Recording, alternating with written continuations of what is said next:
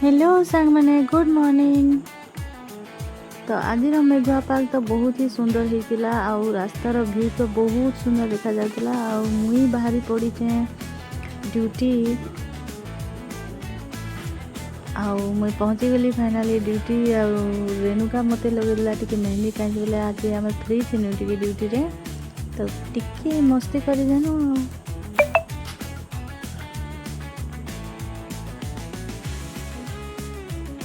तो मोर मेहंदी तो बहुत ही सुंदर लगी एंड थैंक यू रेणु।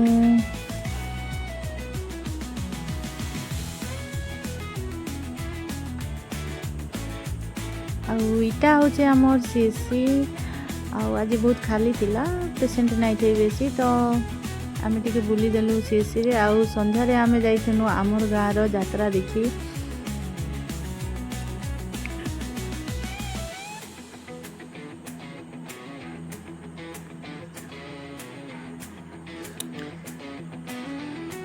आईटा हूँ आमर गाँव फेमस जत्रा पुंजीपथर जत्रा जेनटा कि सबुथर रामनवमी रे स्टार्ट हेसी। आ सब वर्ष आम देखी जाइसु बहुत सारा एंजॉय।